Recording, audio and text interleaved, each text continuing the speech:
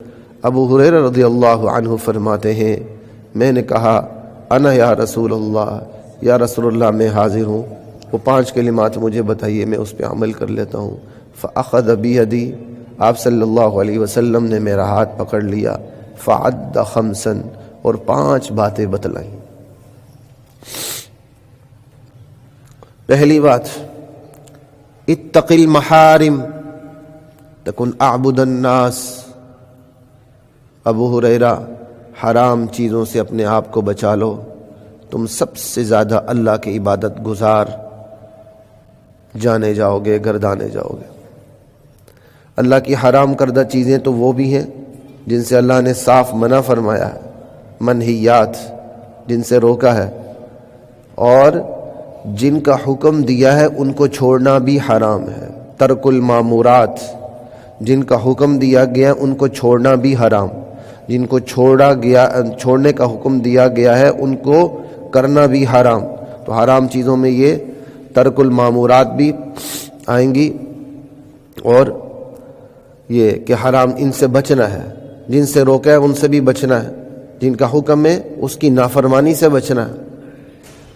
اتق المحارم تکن اعبد الناس، اللہ کی حرام کردہ چیزوں سے اپنے آپ کو بچا لو، سب سے زیادہ عبادت گزار بن جاؤ گے۔ ورض، دوسری بات، ورض بما قسم اللہ لک تکن اغنى الناس، اللہ نے جو تمہاری قسمت میں لکھ دیا ہے، جو تمہارے لیے تقسیم کر دیا اللہ نے، چاہے اس کا تعلق علم سے ہو، چاہے اس کا تعلق مال و دولت سے ہو، چاہے اس کا تعلق اولاد سے ہو، کسی بھی چیز سے ہو، والدین سے، کچھ بھی جو چیز اللہ نے تمہاری قسمت میں لکھ دیا ہے اس پہ راضی ہونا سیکھ لو۔ تکن اغنى الناس، تم سب سے زیادہ بے نیاز ہو جاؤ گے۔ عام طور پر اس کا ترجمہ یہ کیا جاتا ہے مالدار ہو جاؤ گے۔ غنی کا اصل ترجمہ مالدار ہونا نہیں ہے، غنا کا اصل ترجمہ بے نیازی ہے، بے محتاجی ہے، کہ آپ کسی کے محتاج نہ ہوں۔ دولت مند کو بھی غنی اس لیے کہا جاتا ہے کہ وہ اپنی دولت کے حوالے سے کسی کا محتاج نہیں رہتا، وگرنہ اصل غنا کا مطلب یہ ہے بے نیاز ہو جانا، کسی کا محتاج نہ ہونا۔ تو اللہ کے نبی فرماتے ہیں اللہ نے جو تمہارے لیے تقسیم کر دی اس پہ راضی ہو جاؤ، تم سب سے زیادہ غنی کہلاؤ گے۔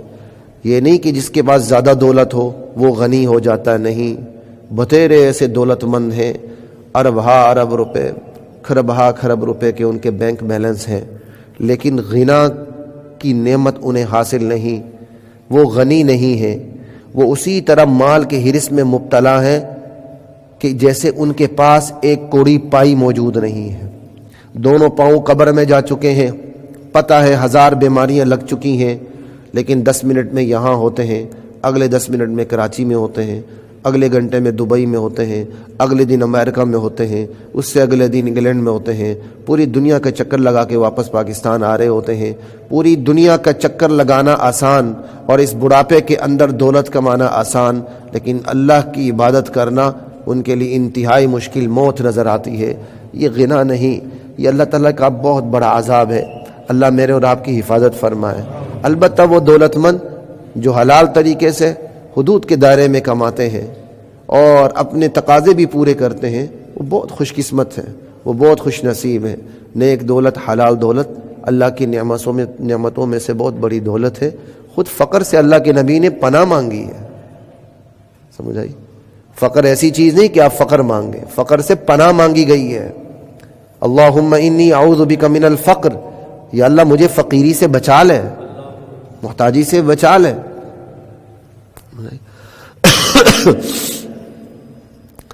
تو یہ ہے الغنا، غنا النفس۔ اصل غنا اندر کا غنا، دل کا غنا ہے، بندہ اندر سے بے محتاج ہو جائے۔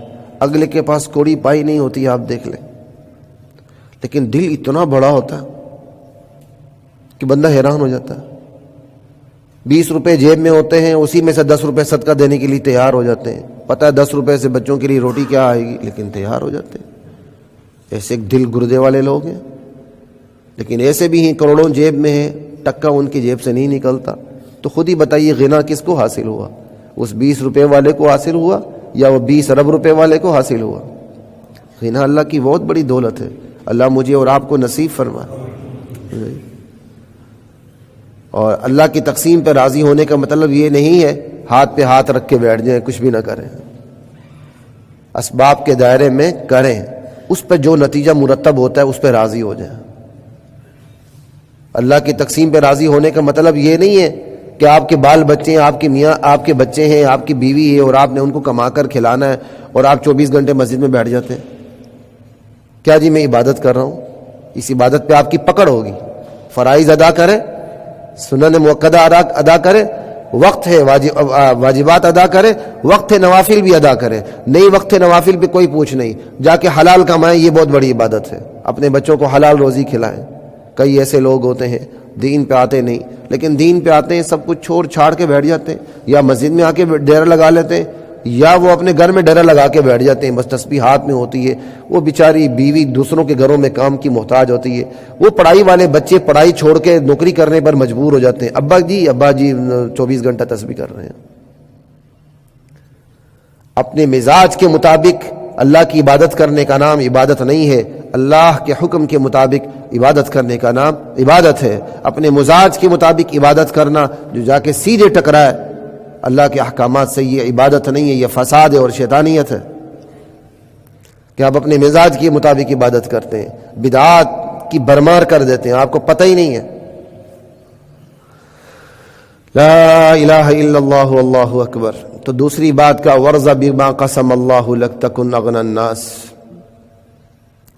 خود میرا تبلیغ میں وقت لگا ہوا ہے، بات کرنے کا مطلب یہ نہیں کہ ہم تبلیغ کے دشمن ہیں۔ بعض لوگ ایک چلہ لگاتے نہیں، علماء پہ فتوے لگانے شروع کر دیتے ہیں، تو بعض تبلیغی ساتھی کو یہ بڑی سخت بیماری ہوتی ہے، لگ گئے بس چھوڑ چھاڑ کے اچانک سال کے لیے نکل گئے۔ بھائی ضرور سال کے لیے نکلو، لیکن بزرگوں نے کوئی ترتیب بتائی ہے سال کے لیے نکلنے کی۔ 4 مہینے کے لیے نکلیں، لیکن بزرگوں نے کوئی ترتیب بتائی، 4 مہینے کے لیے نکلیں، چلے کے لیے نکلیں، کوئی ترتیب بتائی ہے۔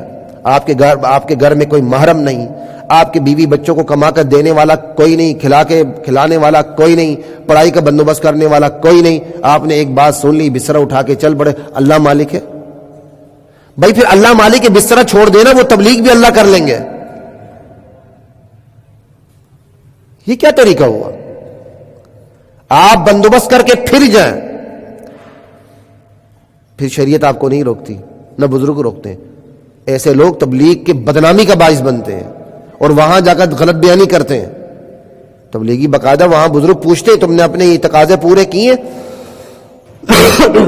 اب وہ دل کا حال تو نہیں جانتے، جس کے متعلق پتہ چل جائے تقاضے پورے نہیں کیے وہ جانے نہیں دیتے، لیکن یہ بندہ سب کچھ چھوڑ چھاڑ کے لگ جاتا ہے، اکیلا چلا گیا اور 20 لوگوں کو وہ تبلیغ سے متنفر کر دیتا ہے، کیونکہ اگر اس کے بال بچے ہیں، ہمسائے بھی ہیں، دوست احباب بھی ہیں، رشتہ دار بھی ہیں، پوری بات پھیل جاتی ہے۔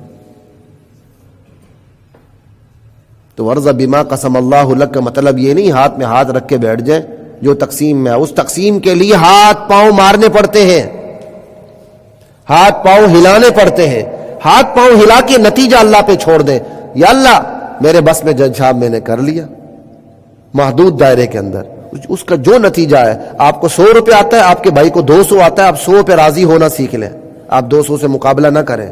یہ ہے رضا بالقضا،